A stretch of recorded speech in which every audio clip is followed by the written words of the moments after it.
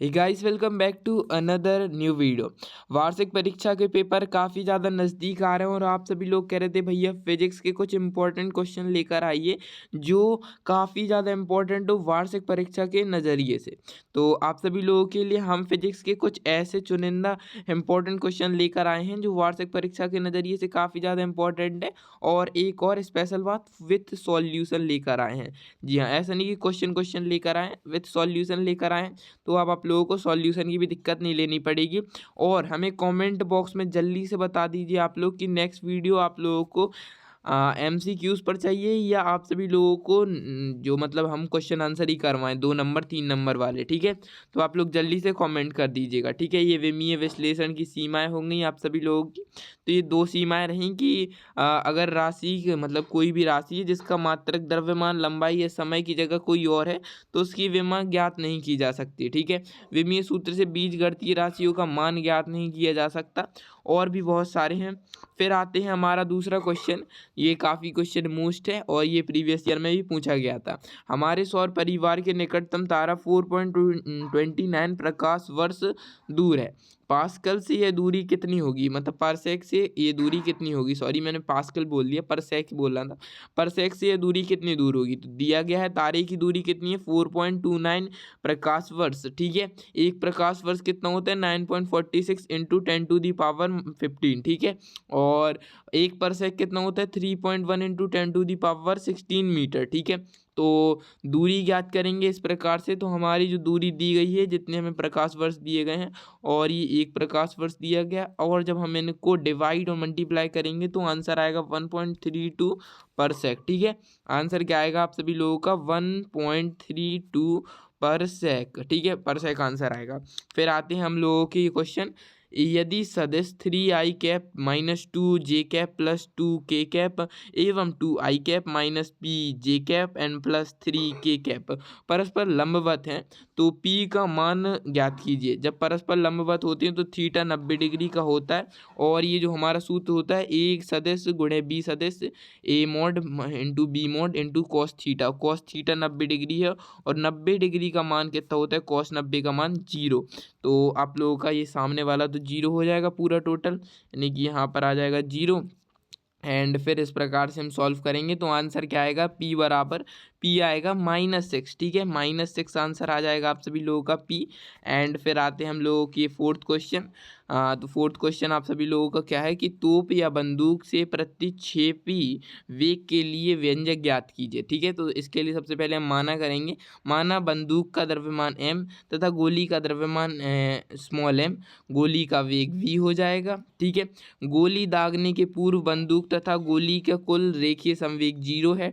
गोली दागने के बाद बंदूक तथा गोली का रेखीय संवेग m कैपिटल M और capital V plus small m और स्मॉल v हो जाएगा।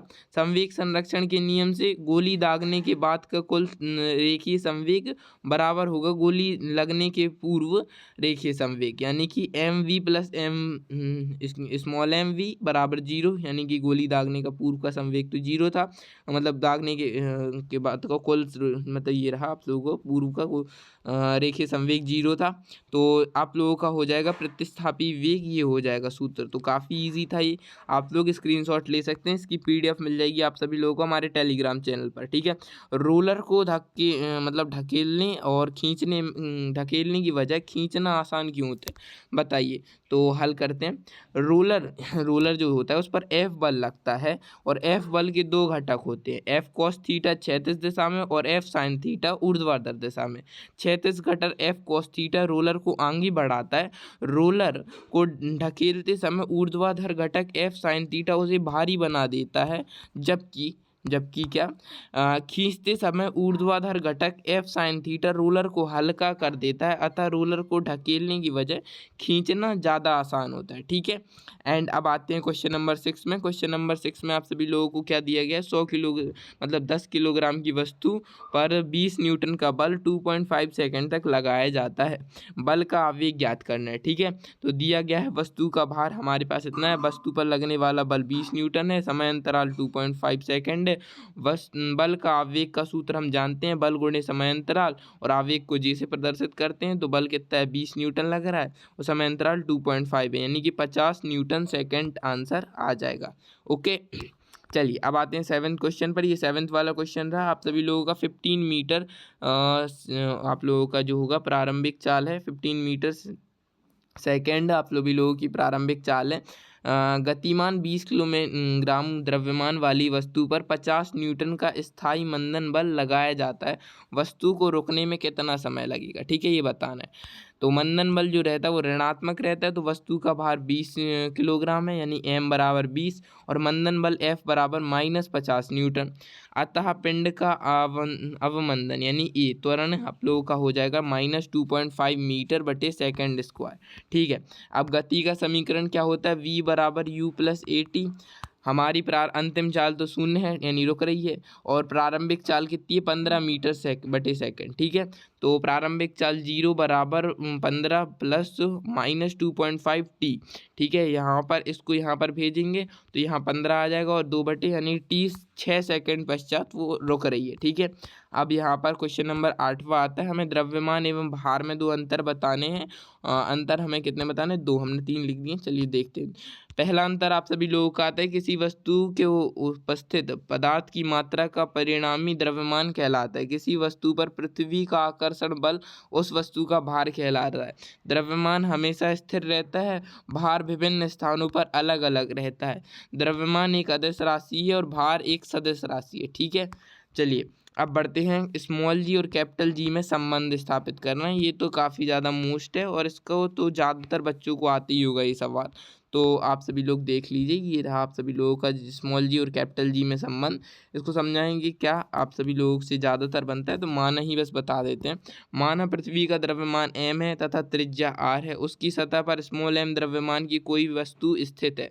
जब इस कैपिटल M और स्मॉल m के बीच की दूरी r होगी, तब न्यूटन के सार्वत्रिक गुरुत्वाकर्षण के नियम से पृथ्वी द्वारा वस्तु पर F बराबर कैपिटल जी m और स्मॉल m बटे r स्क्वायर जो लग रहा है, जहाँ g जो है सार्वत्रिक गुरुत्वीय नियतांक है। ठीक है, इस प्रकार से हम लगा लेंगे, फिर ये आप लोगों का स्मॉल जी और कैपिटल जी में संबंध हो जाएगा। ठीक है, एंड फिर आप सभी लोगों का आता है ऊष्मा एवं ताप में अंतर। ऊष्मा एवं ताप में ये देखिए 3 अंतर है।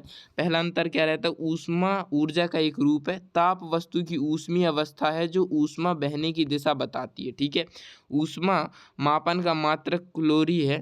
ठीक है, और ताप मापन के लिए तापमापी देखिए यहाँ पर तापमापी लिखा है, तापमापी का प्रयोग किया जाता है। ठीक है, फिर दो पदार्थों का ताप अलग अलग होने पर उनकी ऊष्मा की मात्रा समान हो सकती है।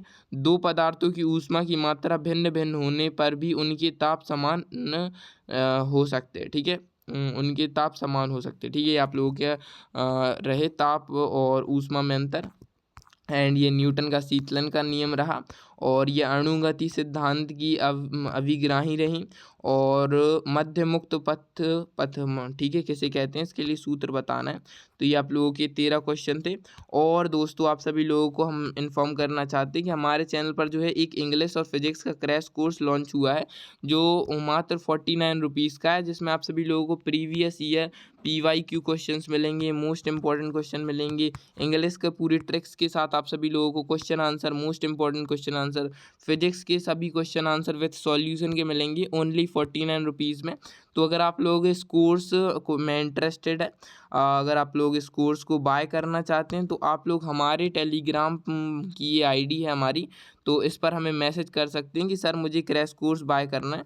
तो आप लोग हमें मैसेज कर सकते हैं क्रैश कोर्स के लिए, या वरना हमें आप हमारे टेलीग्राम की लिंक भी दे रखी है डिस्क्रिप्शन में, तो वहाँ से भी जाकर आप सभी लोग हमारे क्रैश कोर्स को बाय कर सकते हैं। आप सभी लोगों को मैसेज कर देना सर हमें क्रैश कोर्स चाहिए, तो हम आप सभी लोगों को QR वगैरह भेज देंगे, तो आप लोग पेमेंट कर देंगे, फिर हम आप लोगों को क्रैश कोर्स में ज्वाइन करा लेंगे। चलिए, तो अब मैं मिलता हूँ आप लोगों से किसी नई वीडियो में, और अगर आप लोग क्रैश कोर्स में इंटरेस्टेड हैं तो मैसेज ज़रूर कीजिएगा दोस्तों, क्योंकि क्रैश कोर्स काफ़ी ज़्यादा फ़ायदे वाला है, और हम लोग हर साल लॉन्च करते हैं, और हर साल इस क्रैश कोर्स से काफ़ी ज़्यादा मटेरियल जो है पेपरों में आता है। तो अगर इंटरेस्टेड हैं आप लोग इस क्रैश कोर्स में, तो बाय ज़रूर कीजिएगा। चलिए, मैं मिलता हूँ नेक्स्ट वीडियो में।